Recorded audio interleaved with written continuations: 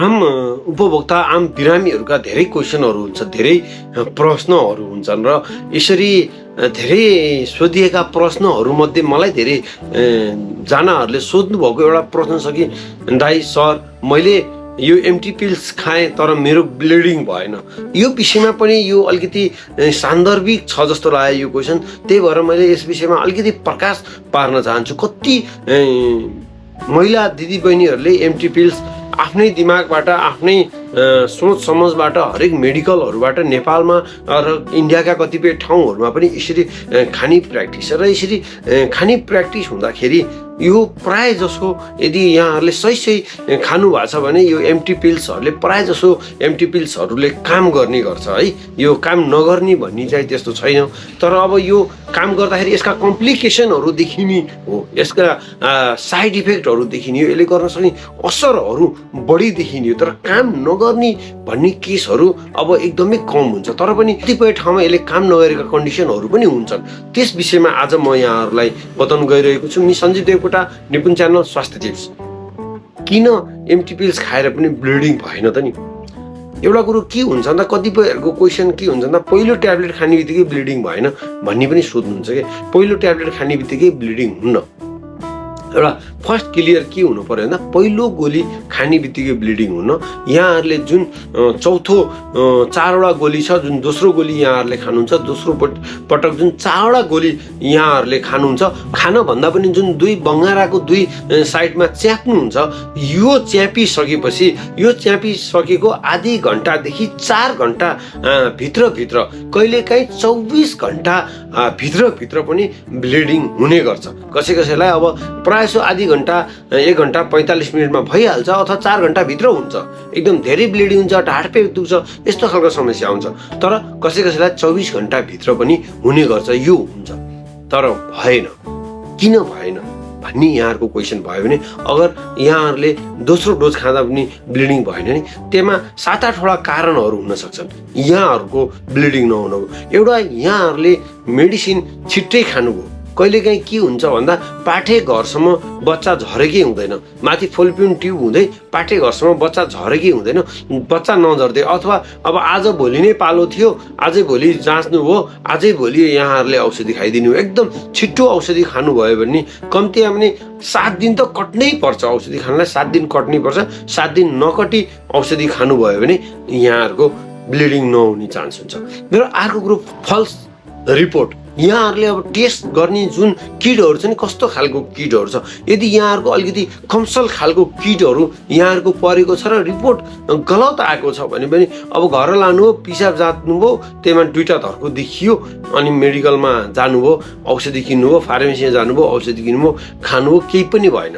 अब त्यहाँ बच्चै छैन त अनि के हुन्छ त नि? त्यो कहिलेकाहीँ चाहिँ पिसाब जाँच्नेले पनि फल्स रिपोर्ट्स दिइरहेको हुन्छ। त्यसले गर्दाखेरि अलिकति राम्रो क्वालिटीको पिसाब जाँच्ने आफ्ना केही सिम्टोमहरू छन् कि छैनन् 1 हप्तासम्म नदिने, मिन्स आजै भएन भनेर तुरुन्तै गएर दबाई किनेर खाइहाल्ने होइन, 1 हप्ता पछिसम्म पनि हेर्ने, जाँच्ने, एकचोटि देखियो भने 2 चोटि जाँच्ने अनि बल्ल दबाई खाने। त्यस्तै गरी कहिलेकाहीँ ठुलो साइजको बच्चाहरू, अब ठुलो साइजको बच्चा छ, अब 63 दिनभन्दा माथिको छ, यदि यो औषधिले प्रायः जसो 63 दिनसम्म काम गर्छ भन्छ, त्योभन्दा माथिल्लो साइजको बच्चाहरू छ, यहाँहरूले थाहा पाउनु भएन, कति दिन भयो भिडियो एक्सरे नि गर्नु भएन, यहाँहरूको मिन्स तलमाथि भइरहने खालको मिन्स थियो, गडबडी थियो, कहिले 10 दिन अगाडि हुन्थ्यो, कहिले 10 दिन पछाडि हुन्थ्यो, यस्तो खालको मेन्सुरेसन साइकल थियो भने पनि यहाँहरूको पेटमा बच्चा ठुलो थियो, तर यहाँहरूले अन्धधुन्ध दबाई खाइदिनु भयो भने पनि त्यो कन्डिसनमा पनि बच्चा नजाने हुनसक्छ, यहाँहरूलाई ब्लिडिङ नआउन सक्छ। कतिपयहरूलाई के हुन्छ भन्दाखेरि औषधि बङ्गारा मुनि च्याप्नु छ, 2टा बङ्गारा मुनि, तर च्याप्नेको केही छिनमै यहाँहरूको बान्ता भयो, औषधि सम्पूर्ण गयो। अब त्यो कारणले नि कहिलेकाहीँ यहाँहरूको ब्लिडिङहरू नआएको हुनसक्छ। खाने विधिहरू छ, जुन खाने विधिमा पनि अब यहाँहरूले जुन गोली पहिलो गोली छ, पहिलो गोली खाएको 24 घन्टापछि मात्र अर्को गोली खानुपर्ने हुन्छ, जुन 4 गोली छ जिब्रो मुनि राख्नुपर्ने, त्यो 4 गोली 24 घन्टापछि खानुपर्ने हुन्छ। कहिलेकाहीँ यहाँहरूले 48 घन्टापछि खानुभयो अथवा समय नमिलाई खानुभयो, त्यो कन्डिसनमा पनि यहाँहरूको काम नगर्ने कन्डिसन हुन्छ। खाने विधि पनि अब पहिल्यै 4वटा खाइदिनु भयो, कहिलेकाहीँ नबुझेर पहिला 4वटा खानुभयो, अनि त्यसपछि गएर तपाईँको चाहिँ पछि गएर एउटा खानु यस्तो खालको गडबडाइजेसन खानामा गर्नुभयो भने पनि कहिलेकाहीँ ब्लिडिङहरू नदेखिन सक्छ।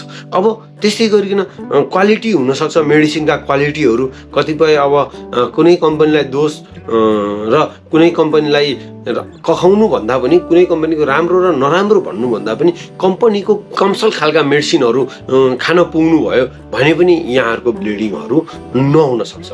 वेटको कारणले पनि यदि ओभर वेट हुनुहुन्छ यहाँहरूको वेट बढी छ भने पनि वेटको कारणले गर्दाखेरि अब कहिलेकाहीँ 90-100 केजीसम्म पनि हुनुहुन्छ त्यस्तो खालको अब सबै यो एक्लै आउने गर्छ 200 mg नै आउने गर्छ ट्याब्लेट 200 mg आउने गर्छ 5वटै गोली। त्यसले गर्दाखेरि कहिलेकाहीँ वेट बढी छ यहाँहरूको तौल बढी छ भने पनि यहाँहरूलाई त्यस्तो हुनसक्छ। कहिलेकाहीँ यहाँहरू पिसाब त जाँच्नुभयो तर इक्टोपिक प्रेग्नेन्सी भन्ने हुन्छ कहिलेकाहीँ यहाँहरूको फोलिपियन ट्युबमा बच्चा बसेको छ यहाँहरूको पाठै घरमा बच्चा बसेको छैन माथि गएर फोलिपियन ट्युबमा गएर बच्चा बसेको छ भने पनि यहाँहरूले यसरी चाहिँ औषधि खाँदाखेरि यहाँहरूको ब्लिडिङहरू नहुन सक्छ। मेनली यिनै प्रमुख त कारणहरू छन्।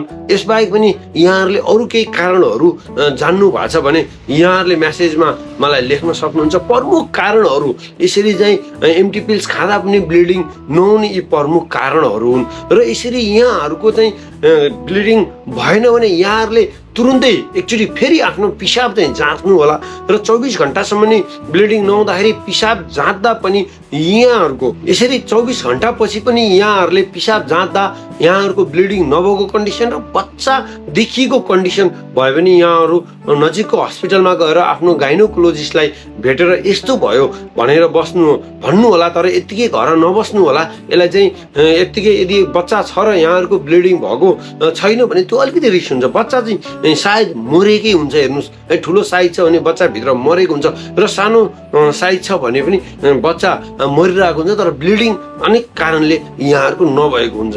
त्यसले गर्दाखेरि यहाँहरू जसै पनि हस्पिटल पुग्नु होला भन्ने अनुरोध गर्दै यी कारणहरूलाई केलाउनु होला भन्ने अनुरोध गर्दै यस्तै इन्फर्मेटिभ भिडियोको लागि मेरो निपुण च्यानल स्वास्थ्य टिप्सलाई पनि सब्सक्राइब गरेर मलाई अलिकति यस्तै भिडियोहरू बनाउनको लागि यहाँहरूलाई सचेत गराउनको लागि मोटिभेट गर्नु भन्ने अनुरोध गर्दै आजलाई बिदा हुन्छु। बाइ।